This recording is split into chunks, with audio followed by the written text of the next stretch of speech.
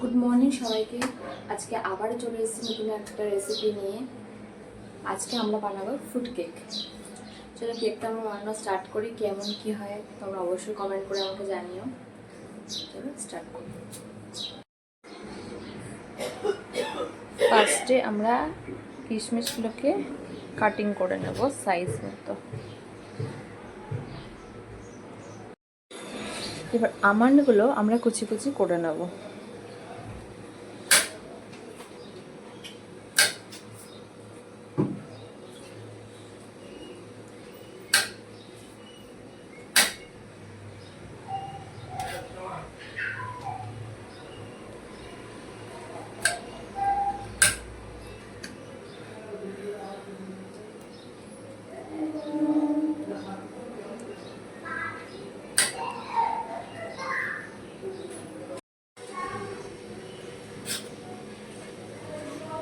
এইভাবে আমরা প্রত্যেকটা খেজুর চপ করে নেব। খেজুর চপ করতে তোমরা জানো একটু প্রবলেম হয়,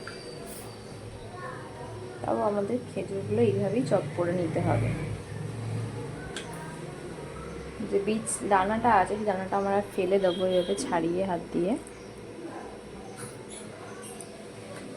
তারপর চপ করে নেব।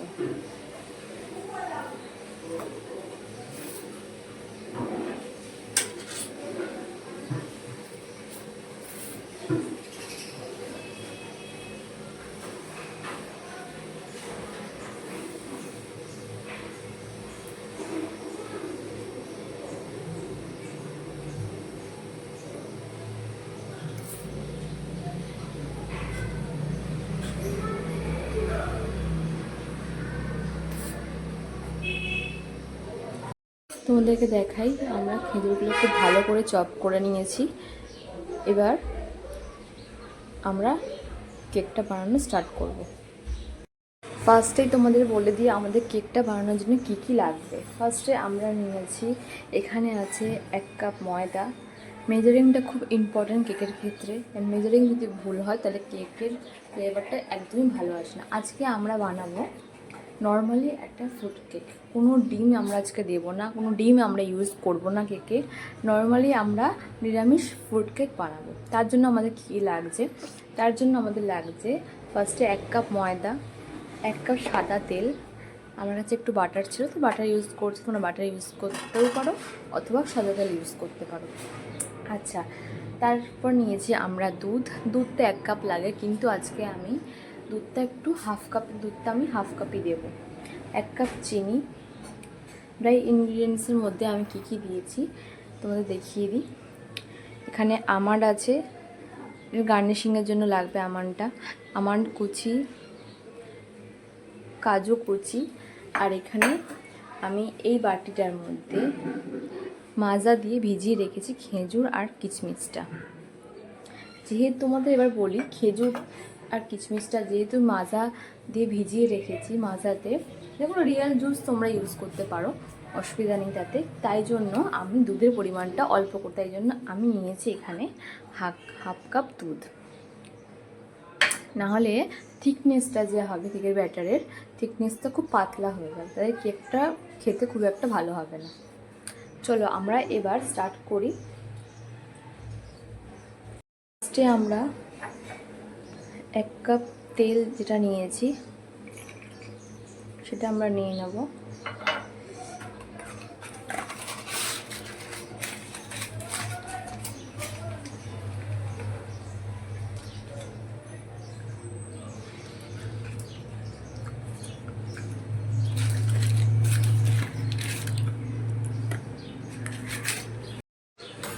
এবার খুব ভালো করে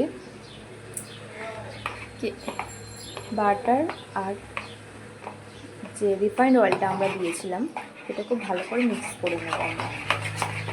এটা এইভাবে মিক্স করতে করতে মিক্স হয়ে যাবে।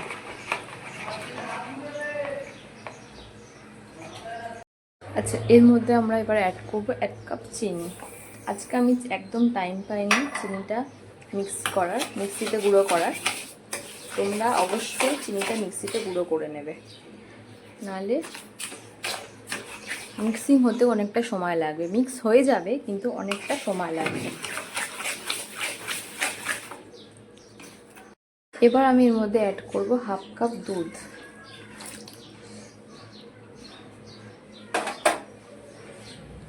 দুধটাও খুব ভালো করে মিক্স করে নিতে হবে। তার মানে আমি এর মধ্যে কী কী দিলাম, এর মধ্যে আমি দিলাম চিনি 1 কাপ, দুধ 1 কাপ, আর অয়েল আর বাটার। আমি অয়েল আর বাটার দিয়ে করছি, তোমরা চাইলে যে কোনো একটা দিয়েও করতে পারো। দেখো খুব ভালো করে এটা মিক্স করতে হবে। বাটার অয়েলটা খুব ভালো করে মিক্স হয়ে গেছে। একটু চিনির লাম্প একটু লাম্প আছে, একটু চিনির লাম্পগুলো খুব ভালো করে আমি চামচ দিয়ে করছি, তোমরা হ্যান্ড বিটার ইউজ করতে পারো।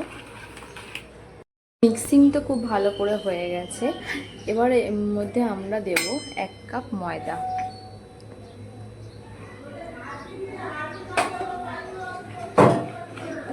এবার ময়দাটার সাথে খুব ভালো করে মিক্স করে নেব আমরা।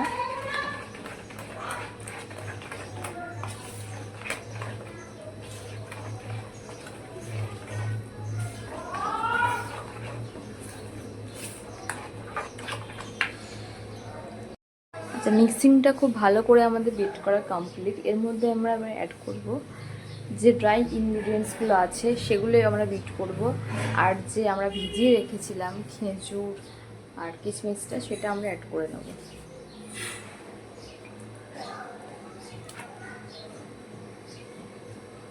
ড্রাই ইনগ্রিডিয়েন্টসের মধ্যে আমরা এখানে অ্যাড করব আমন্ড আর কাজু বাদাম, যে আমরা কুচিয়ে রেখেছিলাম, সেগুলো আমরা এবার এর মধ্যে অ্যাড করে নেব। দেখতেই পাচ্ছ কি কালারফুল হয়েছে। আচ্ছা, তোমরা এর মধ্যে কোনো ফ্লেভার অ্যাড করতে পারো, যেহেতু এটা ফ্রুট কেক, তার মধ্যে তোমরা ভ্যানিলা এসেন্স ইউজ করতে পারো, যে কোনো ফ্লেভারের এসেন্স ইউজ করতে পারো। বাট ভ্যানিলা এসেন্সটা দিলে কি হয়, ফ্লেভারটা খুব ভালো হয়। তো আমরা আজকে এর মধ্যে ইউজ করবো এবার ভ্যানিলা এসেন্স। এরপর আমরা অ্যাড করব ভ্যানিলা এসেন্স, 4-5 ড্রপ দিলেই মোটামুটি হয়ে যাবে। আচ্ছা, এবারে তোমাদের দেখাই, আজকে আমি মাইক্রোওভেনে কেক বানাবো না। আজকে আমি নর্মাল ওভেনে বাড়িতে থাকা জিনিসপত্র দিয়ে কীভাবে কেক বানানো যায় সেটাই তোমাদের আজকে আমি দেখাবো। তাই জন্য আজকে আমি নর্মালি গ্যাসে কেক বানাবো। তো গ্যাস তো আমি জেলে নিয়েছি, কড়া বসিয়ে দিয়েছি, কড়া অনেকটা গরম হয়ে গেছে। এবার নর্মালি র্যাক আমি এর মধ্যে বসিয়ে দেবো।